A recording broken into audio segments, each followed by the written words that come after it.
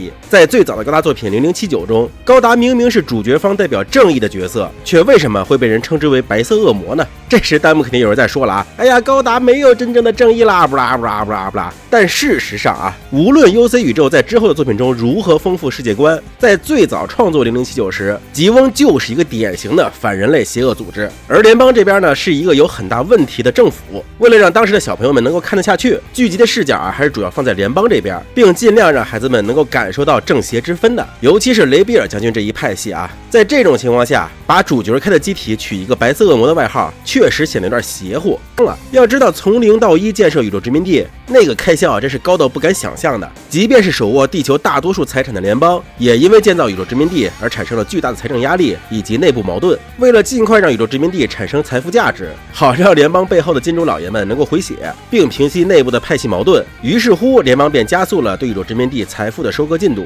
也就是说啊，从本质上来说，宇宙殖民地就是联邦拿来敛财的一种手段，只不过呢，从开始时允诺的0首付、50年贷款周期，给搞成了30%首付、10年贷款周期，那宇宙人民日子肯定不会好过呀。联邦这一行为啊，也是不公的。其实富野在做这一设定时呢，参考的就是美国独立战争，只不过区别在于高达中的美国在独立之外啊，还有一个小小的要求，就是顺便把欧洲也给统治了。也就是剧中这位角色所谓的吉翁公国将会席卷地球，并且剧中的吉翁在攻占地球之前，还先把其他卫星殖民地都给屠了个遍，相当于美国占领欧洲之前，先把北美洲和南美洲除自己以外的国家全都给弄死了，还要喊一句我们这是为了殖民地自由而战。你就说这战争是有多扭曲吧。是的啊，在扎比加的领导下呢，吉翁确实很独立，说着为宇宙居民而战，结果一开战呢，先把不愿意与自己同流合污的赛德1、2、4全打了一遍，依靠米氏粒子作战环境的优势，先把联邦驻军给灭了，接着呢就往殖民卫星里边灌毒气，导致开战不到40小时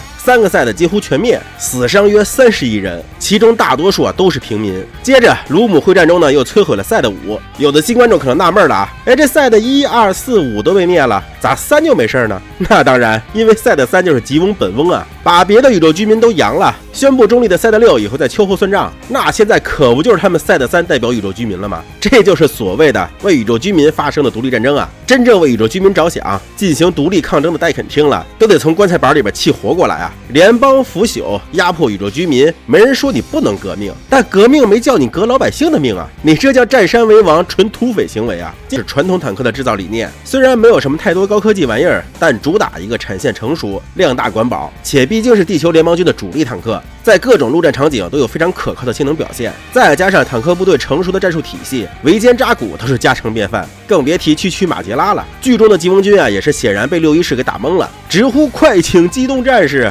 然后呢，吉翁几乎是丧失了所有的制空权的，毕竟他们设计那个战斗机啊，真的是突出一个抽象，能在大气圈里边飞行都是奇迹了，根本就不是联邦空战部队的对手。在这种情况下，扎古不跟着部队一起行军，反而是搭载运输机空降，多少有点自寻死路了啊！果然联邦呢，鉴于出击时携带的是对地导弹，已经用光了，现在就只剩下机炮了，除了打打降落伞，啥也干不了。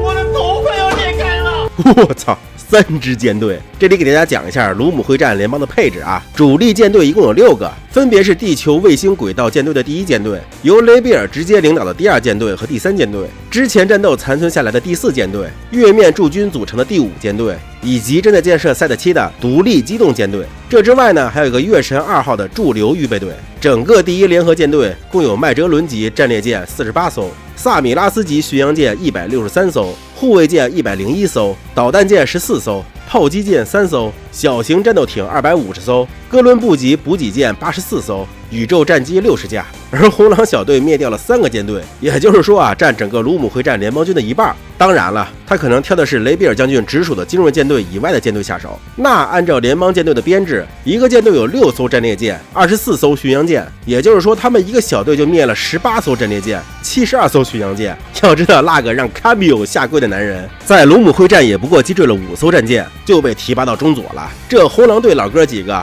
怎么也得准将起步了吧？结果我定眼一看，队员是中尉，队长也就是个大尉，这就离谱了呀！要知道61式再次也是155毫米双连装滑膛炮啊，在以前的作品里边，就算是命中扎古比较厚重装甲的部分，也至少能把扎古给打失衡。扎古在被围攻时都是靠喷射跳跃来闪避攻击的，而当炮弹命中装甲相对薄弱的地方时，是可以直接。高达新作情报终于公开了啊！好消息是 UC 宇宙的故事，坏消息这他妈都是谁呀？痞子在玩腻了特摄剧以后，终于把目光放到高达剧身上了。这鸡舍真是满满的EVA既视感啊！这嘴巴要是能张开啊，那味儿就更对了啊！再看看人设，是由给宝可梦做过人设的女插画家负责的。这下新作是什么像的？不用我多说，你们都会抢答了吧？那么这是你们一直以来翘首以盼的 UC 新剧吗？其实重置 UC 宇宙的声音啊，在高达粉丝之间一直都有。老粉丝呢，希望把早年的作品高清化，并加入一些后续补充的设定，让世界观啊更加统一。新粉丝呢，则希望有一个能看得下去的画面，让自己进一步的能够了解 UC 的历史。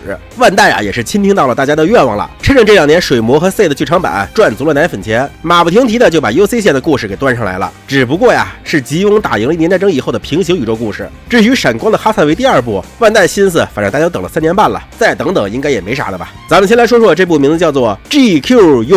UUUUUX 的故事背景啊，在 UC 0079年1年战争期间，夏亚成功夺取了高达，破坏了危计划，并不出意外的将夺取来的高达涂成了红色。随后呢，夏亚驾驶着爱机，在最终战阶段，由于精神感应框架引发了一系列的事故，导致半个所罗门要塞直接消失，红高达与夏亚也就此下落不明。这段故事前言简单来说就是夏亚驾驶高达引发了第一次冲击。妈的，精神感应框架这玩意儿啊，放到痞子手里边真的是如鱼得水啊！大文豪想必看了都觉得自己保守了。我已经开始期待高达通过精神感应框架真正的神格化了。本作的故事呢，发生在 UC 0085年，一名平平无奇的高中生天守让业，虽然在殖民卫星中过着和平的生活，但总有一种不真实的感觉。在邂逅了一位从事走私事业的好女孩之后，天守让业一边嘴里念叨着不能逃避不能逃避，一边驾驶着高达担任起保卫殖民卫星的使命。不好意思，拿错剧本了啊，是成为了 GQ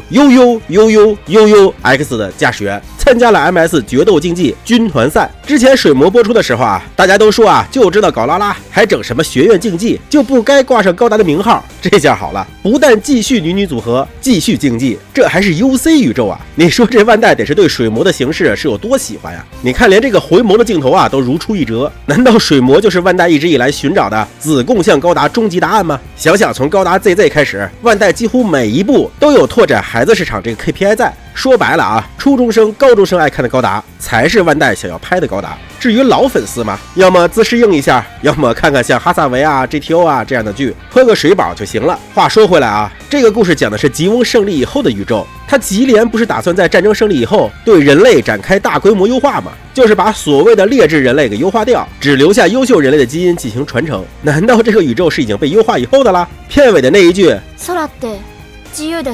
我觉得呀，肯定是重要的伏笔。以痞子的风格啊，这种人类清洗计划背后的文章，他肯定会大书特书的。说实话，还有点小期待的啊。接下来看看鸡舍啊，怎么说呢？有点像EVA，有点像交响诗篇，有点像创圣的大天使，他就是不怎么像高达。我记得看到这个鸡舍时呢，群里边有人说，当初铁血那会儿，你们就是说长得太奇怪了，结果巴巴托斯还不是卖的飞起，还成了部分国模厂的老祖宗机体。其实要我说啊，从00开始，高达机体的设计就已经是越来越独特了，岛 A 除外啊，因为00之前的高达都是以大和原邦男老师为主设计的。有的人说啊，原邦男老师的原画其实一般，都是动画制作组美化以及后续模型不断美型出来的。最典型的呀，就是说 SEED 的机设灵魂是种田制还是叫重田制啊？我觉得这个事儿吧，最后动画和模型展现出来的美型是一方面，更重要的呀是机体机械设计语言。原邦男老师可以说是在灵活性、厚重感与机械感之间找到了一个非常好的平衡点。而且最主要的是呢，他笔下的高达呀，并不是追求那种典型的未来科幻风，更多的呢是一种以近现代机械结构为基础，辅以看起来比较合理的外甲构造，使得机体看起来呢有一定的合理性为首要目标。相对简洁、干练、一体性极强的外观，让人至少觉得这个东西确实是个挺抗揍的战争机器。00之后的机体呢，虽然有走科幻风的，有走废土风的，但基本上还是一眼就能看出是高达的影子的。而这次的 GQ UUUUUX 高达变化真的有点太大了。不过有一说一啊，如果这台机体的模型能把身上这些小分色全都给做成镂空分色，那我恐怕当场就得颅内高潮了啊，直接买爆就行化。万代的这个思路啊，我觉得还是挺正确的。不过呢，这个 GQ UU X 高达我还算是能接受吧。可是这个红高达就真的是就有点难接受了啊，尤其是这嘴巴，我怎么总感觉它一没电就能张开的样子？还有这浮游炮，我的妈！不说我都以为是哪个小学生把艾尔美斯号的浮游炮放大了以后挂上去的，甚至有点克苏鲁的感觉了都。最后说说人设吧，好像也没什么好说的啊，就是这驾驶服啊，真心有点出戏啊，头顶一个针织帽，身穿一身 EV 驾驶服，真的好怪，让我再看一眼。总之呢，难得的 UC 宇宙番剧还是吉翁获胜的伊芙线剧情。说实话啊，我还是挺期待的。等片子开播了，咱们再开个视频细聊吧。好了，今天视频这么多，希望多多点赞支持，我们下期再见。